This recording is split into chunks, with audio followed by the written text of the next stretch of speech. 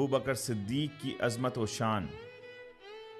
حضرت سعید بن مسیب رضی اللہ عنہ سے مروی ہے کہ حضرت ابو بکر صدیق رضی اللہ عنہ حضور نبی اکرم صلی اللہ علیہ وآلہ وسلم کی بارگاہ میں وزیر کی حیثیت رکھتے تھے، اور حضور نبی اکرم صلی اللہ علیہ وآلہ وسلم اپنے تمام امور میں ان سے مشورہ فرمایا کرتے تھے۔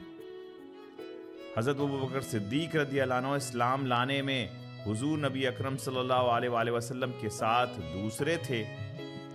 وہ غار ثور میں بھی آپ صلی اللہ علیہ وآلہ وسلم کے ساتھ دوسرے تھے۔ وہ غزوہ بدر کے عریش، وہ چھپر جو حضور نبی اکرم صلی اللہ علیہ وآلہ وسلم کے لیے بنایا گیا تھا، میں بھی آپ صلی اللہ علیہ وآلہ وسلم کے ساتھ دوسرے تھے۔ وہ قبر میں بھی حضور علیہ السلام کے ساتھ دوسرے ہیں، اور رسول اللہ ان پر کسی کو بھی مقدم نہیں سمجھتے تھے۔ اس حدیث کو امام حاکم نے روایت کیا ہے، اور حضور سیدی شیخ الاسلام نے اسے عمدۃ البیان فی عظمت سید ولد عدنان میں لایا ہے۔ حدیث کا نمبر ہے 130۔ اگلی حدیث میں حضرت حذیفہ بن یمان رضی اللہ عنہ سے روایت ہے کہ میں نے حضور نبی اکرم صلی اللہ علیہ وآلہ وسلم کو فرماتے ہوئے سنا کہ آپ صلی اللہ علیہ وسلم نے فرمایا، میں نے ارادہ کیا کہ اطراف و اکناف عالم میں اپنے نمائندگان بھیجوں جو لوگوں کو سنن و فرائض سکھائیں، جس طرح عیسیٰ بن مریم علیہ السلام نے اپنے حواریوں کو بھیجا تھا۔ آپ صلی اللہ علیہ وسلم کی خدمت میں عرض کیا گیا کہ آپ علیہ السلام کا حضرت ابو بکر و عمر رضی اللہ عنہما کے بارے میں کیا خیال ہے کہ وہ جائیں؟ آپ صلی اللہ علیہ وسلم نے فرمایا، بے شک دین اسلام کی ترویج کے لیے میرے ساتھ ساتھ ان دونوں کا وجود بھی ناگزیر ہے۔ یقیناً یہ دونوں دین میں کان اور آنکھ کا درجہ رکھتے ہیں، یعنی میرے وزرائے خاص ہیں۔ اس حدیث کو امام حاکم نے روایت کیا۔ اب آئیے دونوں حدیث سے حاصل ہونے والی چند نکات کی طرف چلتے ہیں۔ سعید بن مسیب جو کہ مشہور تابعی ہیں، وہ حضرت ابو بکر صدیق رضی اللہ عنہ کی شان بیان کر رہے ہیں۔ آف کورس انہوں نے یہ ساری چیز صحابہ سے سنی ہوگی۔ حضرت ابو بکر صدیق رضی اللہ عنہ، حضرت عمر فاروق رضی اللہ عنہ، حضرت عثمان غنی رضی اللہ عنہ، حضرت علی رضی اللہ عنہ کی شان بیان کرنا یہ قرآن مجید کی سنت ہے۔ فرمایا، اعوذ باللہ من الشیطان الرجیم، محمد رسول اللہ والذین معه اشد علی الکفار رحماء بینہم۔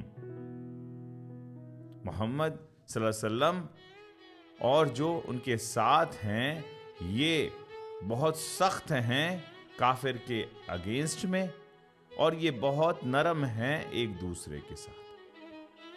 کئی صورتوں میں ان کی تعریف قرآن مجید میں ہے۔ ایک جگہ اور فرمایا کہ جو نبی اکرم صلی اللہ علیہ وسلم کے ہاتھ پر تم نے بیعت کی، وہ اللہ کے ہاتھ پر بیعت کی، وہ اللہ سے راضی ہو گئے اور اللہ ان سے راضی ہو گیا۔ ایک اور جگہ فرمایا۔ حدیث پاک میں رسول پاک صلی اللہ علیہ وسلم نے اپنے اصحاب کی شان جو ہے بیان کرتے ہوئے فرمایا کہ میرے جتنے بھی صحابی ہیں وہ اعتدال پر ہیں، سچے ہیں اور صحیح راستے پر ہیں۔ اور ایک جگہ فرمایا کہ میرے صحابی ستاروں کی طرح ہیں، جس کی بھی تم پیروی کرو گے جو ہدایت پا جاؤ گے۔ صحابہ کرام سے محبت کرنا البتہ رسول پاک صلی اللہ علیہ وسلم سے محبت کا اظہار ہے۔ اب اس حدیث کی طرف آئیے، اور حضرت سعید بن مسیب رضی اللہ عنہ رسول پاک صلی اللہ علیہ وسلم کے فرمان جو ہے وہ نقل کر رہے ہیں کہ حضرت ابو بکر صدیق رضی اللہ عنہ رسول پاک صلی اللہ علیہ وسلم کے وزیر کی حیثیت رکھتے ہیں۔ آقا علیہ السلام ان سے کنسلٹ کرتے تھے، ان کے ہر معاملے میں مشورہ لیتے تھے۔ اللہ کے رسول باؤنڈ نہیں تھے کہ وہ معاملے میں مشورہ لے، کیونکہ وہ تو براہ راست وحی الہی اور اللہ کی طرف سے نگہبان ہیں اور ہدایت پر ہیں۔ لیکن آقا علیہ السلام نے یہ سنت بنایا کہ وہ چھوٹے چھوٹے معاملے میں بھی اپنا کنسلٹیشن پروسیس یہ آگے جاری کر دیا۔ حضرت ابو بکر صدیق کا درجہ اسلام قبول کرنے میں دوسرا درجہ تھا، غار ثور میں 3 دنوں 3 راتوں میں تشریف لے گئے، وہاں پر بھی دوسرے تھے، پہلے انٹر کیا، آپ نے کلین اپ کیا، پھر آقا علیہ السلام گئے، وہاں پر بھی دوسرے ہوئے۔ ثانی اسنین اذ ہما فی الغار، یہ بھی قرآن مجید میں۔ بدر کے دن ایک عریش بنایا گیا، چھت بنایا گیا، اس میں بھی آپ دوسرے تھے۔ رسول پاک صلی اللہ علیہ وسلم کے ساتھ قبر میں آپ کا دوسرا قبر بنایا گیا۔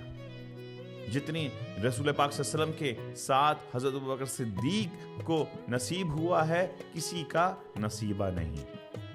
تو لہٰذا ہمیں حضرت ابوبکر صدیق رضی اللہ عنہ کی ان شیون کو دل و جان سے تسلیم کرنا چاہیے۔ آقا علیہ السلام نے فرمایا کہ میرے ساتھ جس نے بھلائی کی تھی اس کا ریوارڈ اسی زندگی میں نے دے دیا، لیکن ابو بکر کا جتنی بھلائی ہے اس کا ریوارڈ خود قیامت کے دن اللہ رب العزت عطا کرے گا۔